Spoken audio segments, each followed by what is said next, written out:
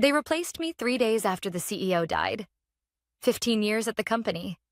15 years of building systems that didn't break, clients that didn't leave, teams that didn't fall apart when things went wrong. And 3 days after his funeral, I was sitting in a glass-walled conference room while the CFO smiled at me like we were discussing lunch plans. "We've decided to move in a different direction," he said, effective immediately. I already knew what was coming. The nephew had been circling for months. They didn't even pretend it was about performance. That was the part that still amazed me. No warning, no improvement plan, no manufactured mistakes pulled from thin air. Just honesty, wrapped in arrogance. "He does a lot more than you already," the CFO continued, folding his hands on the table. "He brings fresh energy, new ideas. He deserves the role." I nodded slowly, as if I were considering his words instead of cataloging them. The nephew sat 2 seats down, trying very hard not to look pleased. 26 years old, business degree, 1 internship, unlimited confidence. He'd been introduced to the company as someone we're grooming for leadership, which usually meant I was expected to clean up after him quietly. Now, apparently, I was the obstacle. "I see," I said. My voice didn't shake. That seemed to disappoint them. "We appreciate everything you've done for the company," the CFO added, already reaching for the folder in front of him. "HR will walk you through the exit process. Severance, benefits, all standard." Standard. That word always gets used when people are trying to make something unfair sound inevitable. I looked around the room. Same table I'd sat at every Monday morning for over a decade. Same view of the city I'd watched change while I stayed late fixing problems no one else wanted to own. I remembered the CEO sitting in this exact chair, tapping his pen when he was thinking. He would have hated this, but he wasn't here anymore. And they knew it. "I want to say congratulations," I said, turning toward the nephew. His head snapped up, surprised. "You have big shoes to fill," I continued calmly. "I hope the transition goes smoothly." The CFO raised an eyebrow. "That's very professional of you, Maria." "I care about the company," I replied. "I always have." That part was true, just not in the way they thought. They slid the papers across the table.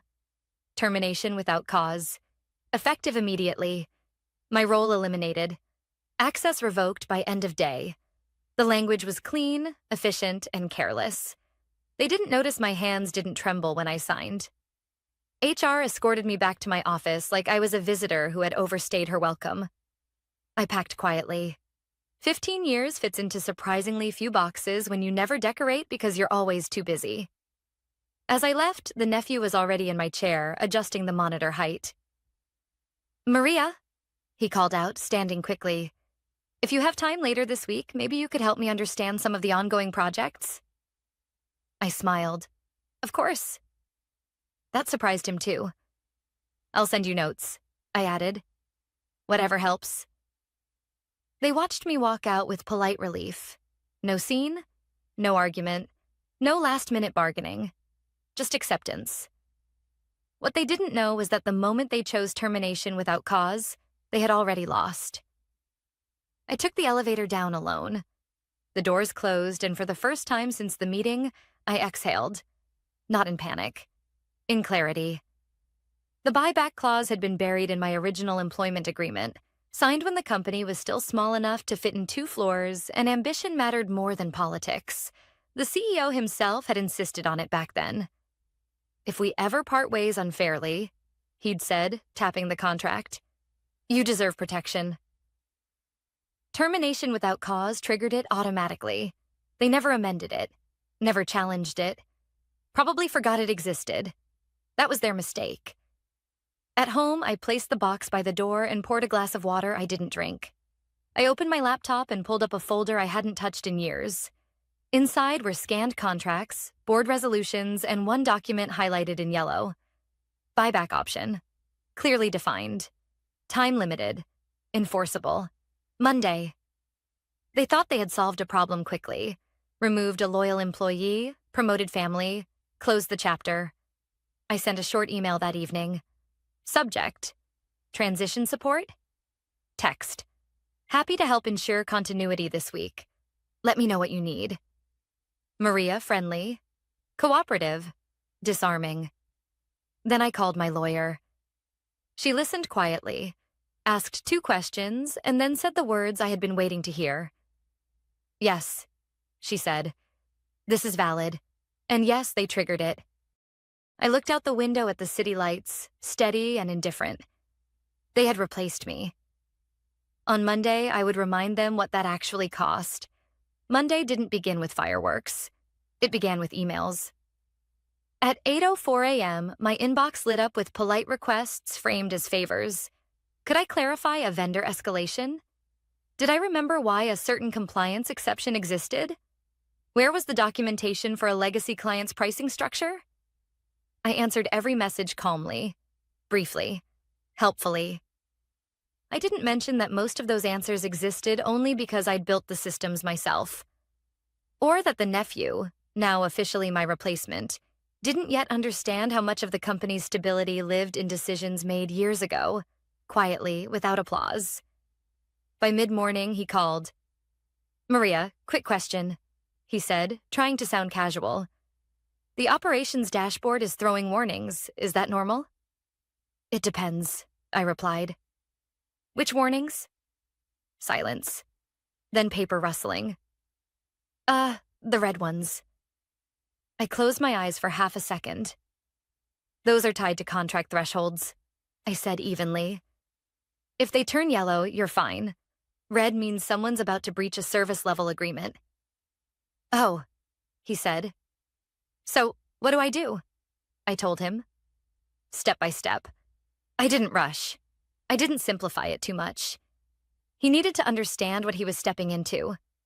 He thanked me 3 times before hanging up. At noon, HR emailed me to confirm my severance details. 2 months' pay, COBRA paperwork, a final paycheck processed on Friday. Standard, they called it. I forwarded the email to my lawyer without comment. By Tuesday, the tone changed. The CFO called me directly this time, skipping pleasantries. We appreciate your cooperation, he said. It's making this transition much smoother. I'm glad, I replied. There was a pause. We may need you to come in briefly, just to walk through some things in person. Happy to, I said. Let me know when. I could almost hear the relief in his exhale. When I walked back into the building that afternoon, security waved me through without hesitation. Old habits die hard. People nodded as I passed, unsure whether to treat me as former staff or something undefined. The nephew met me in the hallway, sleeves rolled up, tie loosened. He looked tired.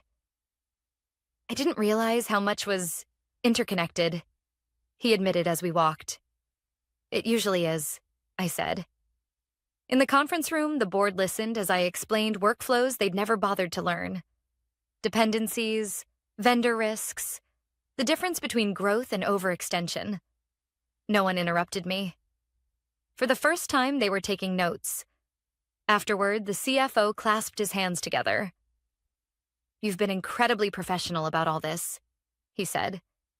We hope there are no hard feelings. I met his eyes. I believe in clean endings. That night, my lawyer called. They haven't contested anything yet, she said, which means they're either unaware or assuming you won't act. They'll assume the latter, I replied. Then timing matters, she said. Your option window is tight. We'll need to move decisively. I know.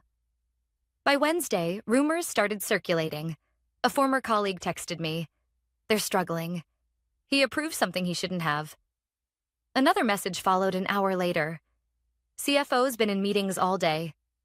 Tense. I didn't respond. Information was flowing to me without effort now. That always happens when people think you're already gone. That afternoon, the nephew sent me a calendar invite. Subject: quick sync duration, 30 minutes. When the call started, he didn't turn on his camera. I want to be honest, he said. This is harder than I expected. I waited. They keep asking me questions I don't know how to answer, he continued, and I don't want to mess this up. There it was. Not arrogance, anxiety. I'm doing my best, he added, but if you ever wanted to consult temporarily? I leaned back in my chair. I'll think about it, I said. By Thursday, the CFO's tone shifted again. Less warmth, more urgency. We're finalizing next quarter's projections, he said. There are discrepancies. You're familiar with the assumptions behind them. Yes, I said. I built them. Could you send over your rationale? I can, I replied, but I'd prefer to walk through it live. Of course, he said quickly. Whatever you need. That evening, I signed the notice of intent to exercise my buyback option. My lawyer handled the filings. Proper channels, proper notice. No drama. Friday morning, I watched the delivery confirmation come through. Received, 9:12 a.m. By 9:30, my phone started ringing. I let it go to voicemail. By the end of the week, the company believed I was helping them survive their own decision. They thought cooperation meant compliance. They were wrong. I wasn't helping them transition past me. I was documenting everything they did without me. And when Monday came again, they would finally understand the difference. The first sign they'd noticed something was wrong came at 9:47 a.m. on Monday. My lawyer forwarded me a single-line email from the company's outside counsel requesting an informal discussion regarding contractual matters. Informal, in legal language, usually means someone just realized they missed something important and is hoping you'll be generous about it. I didn't respond immediately. Instead, I joined the video call the nephew had scheduled earlier that morning. His camera was on this time. He looked like he hadn't slept. Thanks for making time, he said quickly. We're reviewing historical agreements and a few things aren't lining up. That happens, I replied. There's a provision in your old employment contract, he continued, glancing off screen. Something about equity. I waited. Silence is useful when people are nervous. The CFO thinks it's outdated, he added, or possibly superseded by later agreements. I'm sure your legal team will sort it out, I said. He swallowed. They're asking whether you intend to act on it. I already have, I replied. The call ended shortly after that. At 10:30, the CFO called. No greeting this time. Maria, he said, his voice tight. We received a notice from your attorney. Yes. You want to exercise a buyback option, he said, as if saying it out loud might make it sound less real. That's correct. That clause was never meant for a situation like this, he snapped. You were compensated fairly, promoted, trusted. None of which negates termination without cause, I said evenly. You're exploiting a technicality, he said. No, I replied. I'm enforcing an agreement your company drafted and signed. There was a pause, longer this time. We need to discuss valuation, he said finally. I agree, I said. That's in the clause too.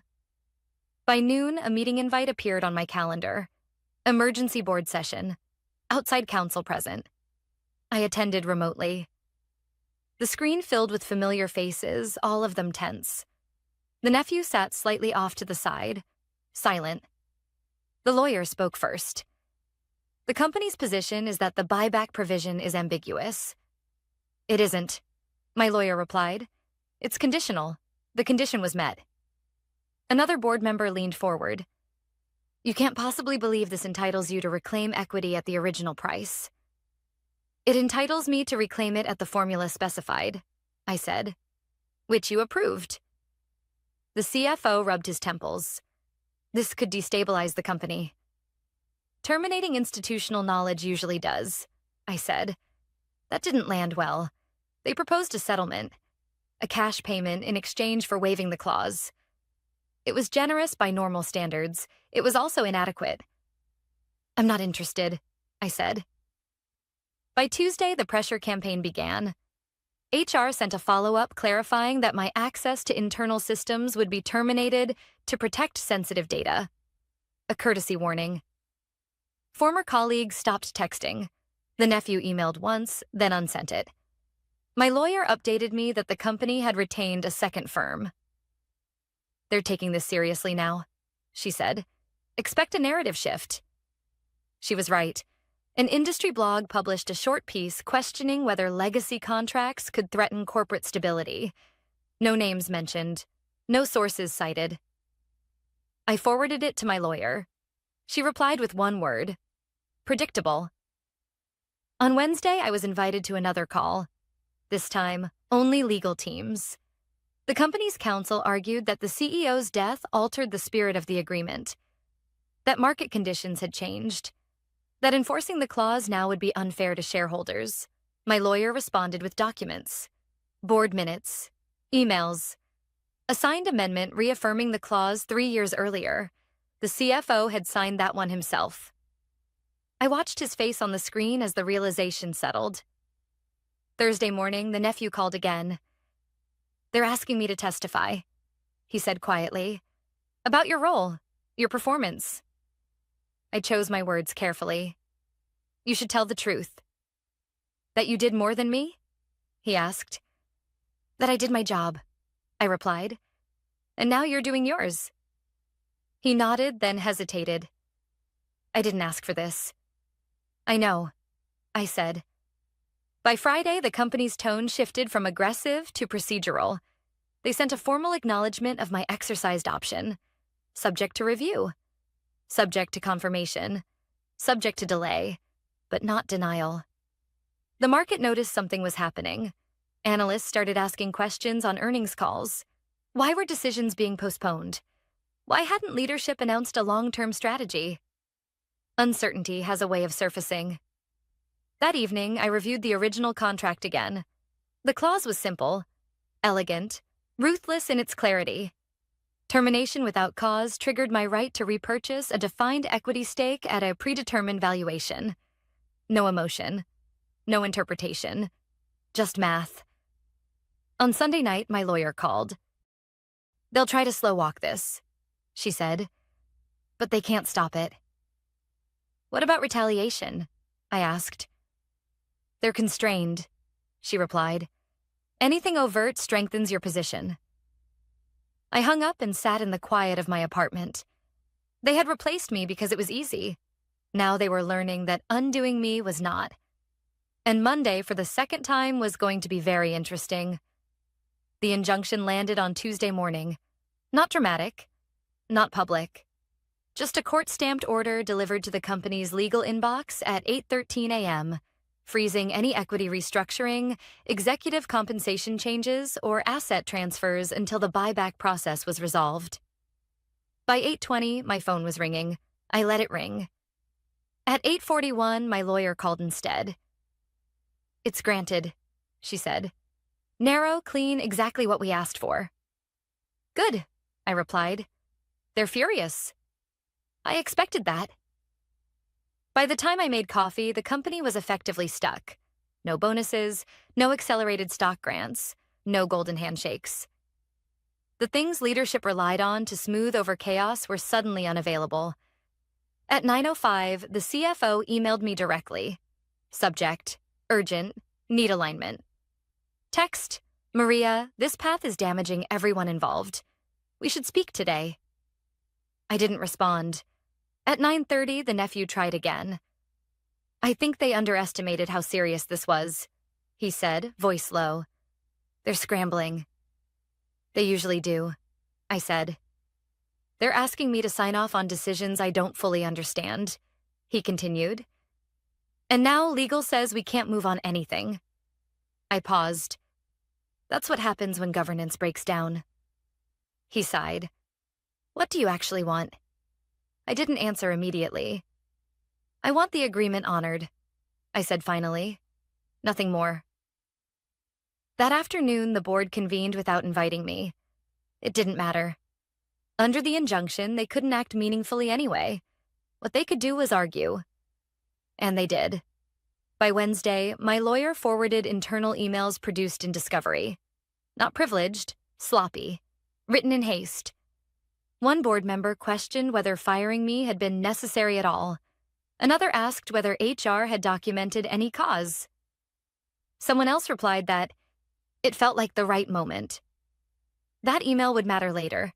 The CFO, meanwhile, was trying to reframe the story. He called investors individually, assuring them the situation was contained, that it was a legacy issue, that leadership remained stable, but investors read filings, and they noticed when companies stopped making moves. On Thursday, an analyst note circulated quietly. Governance uncertainty may present downside risk. It wasn't accusatory. It was worse. It was cautious. That same day, the nephew resigned. He didn't announce it publicly. He sent a short internal note thanking everyone for the opportunity and citing personal reasons. He called me an hour later.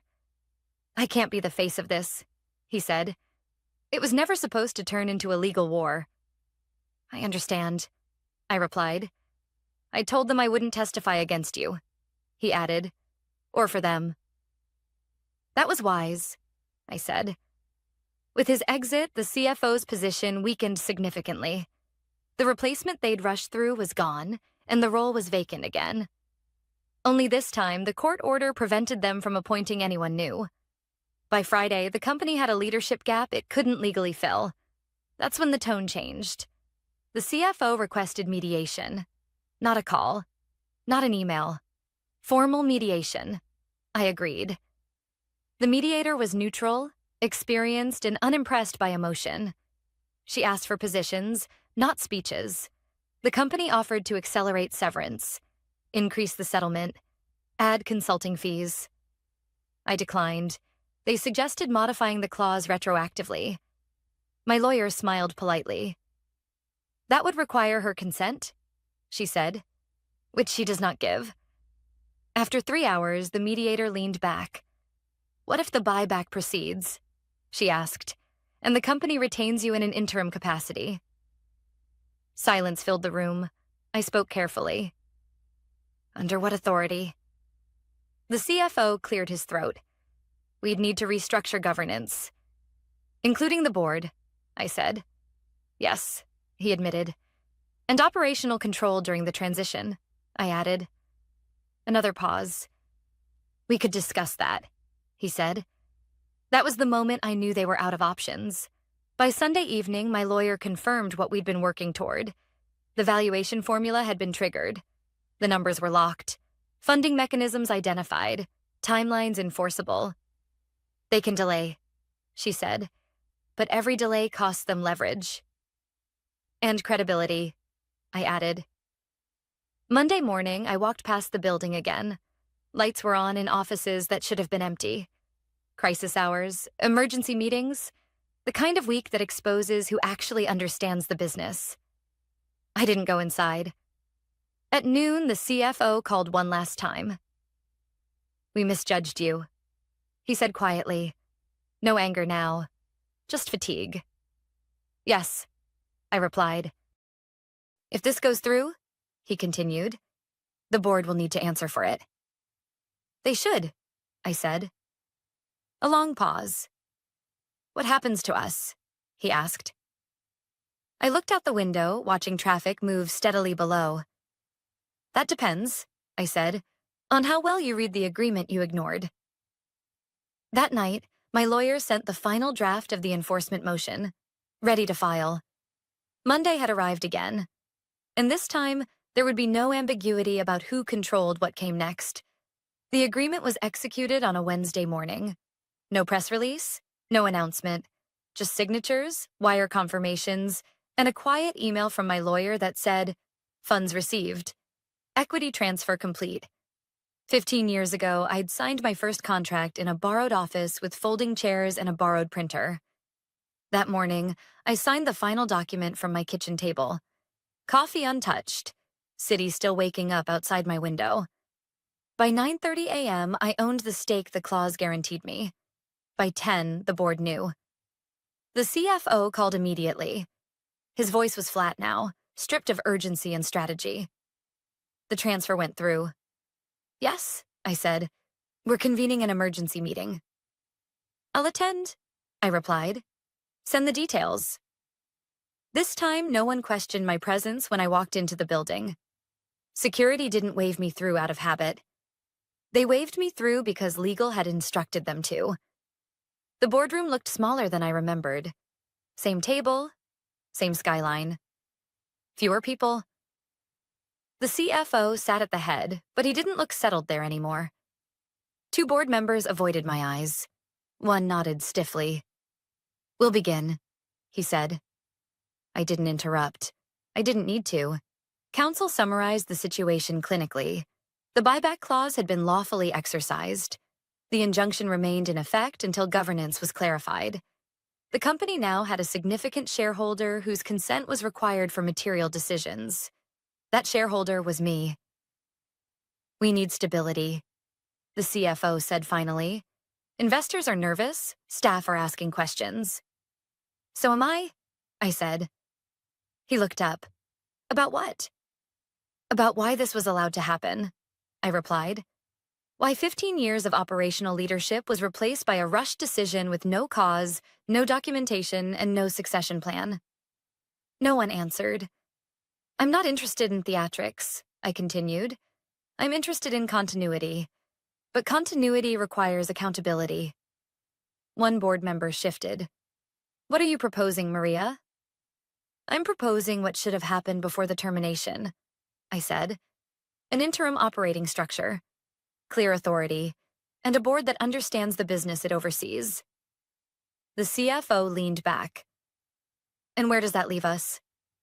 I met his gaze. That depends on how useful you intend to be. Silence followed, not hostile, resigned. We broke for a brief recess. When we reconvened, my lawyer joined remotely. The revised governance framework was circulated. Temporary operating authority, defined decision rights, a timeline for board review. No one argued the language. They had exhausted their appetite for risk. By early afternoon, it was done. I wasn't reinstated. Titles were irrelevant now. But I was granted interim authority to oversee operations while a formal leadership review took place. The CFO retained his role. Narrowed. Supervised. The irony wasn't lost on him. At 3:17 p.m., an internal memo went out. To all staff. Effective immediately, Maria Alvarez will assume interim operational authority. Further updates will follow. My phone buzzed with messages. Some congratulatory. Some cautious. Some simply relieved. One text stood out. I didn't think they'd ever admit they were wrong. No, neither did I. By the end of the day, I was sitting alone in an office I hadn't occupied in weeks. Not my old one. A neutral space. Clean, functional, temporary. The work waiting for me wasn't glamorous. Vendor calls, budget reviews, stabilizing teams who had been whiplashed by indecision. This wasn't revenge. It was repair. Late that evening, the CFO knocked on the door. I wanted to say something, he said. I gestured for him to sit. We thought loyalty meant permanence, he continued, that you'd always be here, that you wouldn't push back. I didn't, I said, until I had to. He nodded. We miscalculated. Yes, I replied again. He stood to leave, then paused. What happens next? I considered the question. Next, I said, we do the work you tried to skip. When he left, I stayed a while longer. The building was quiet, familiar in a way that no longer hurt. They had replaced me because it was convenient. They had underestimated me because it was comfortable. And they had learned, too late, that experience doesn't disappear just because you stop paying it. That night, as I turned off the lights and walked out, I didn't feel triumphant. I felt settled. Control, I realized, isn't about winning an argument or humiliating the people who wronged you. It's about having the leverage to decide what happens next, and the discipline to use it properly. They had fired me to move on. Instead, they gave me the final say. And that was enough.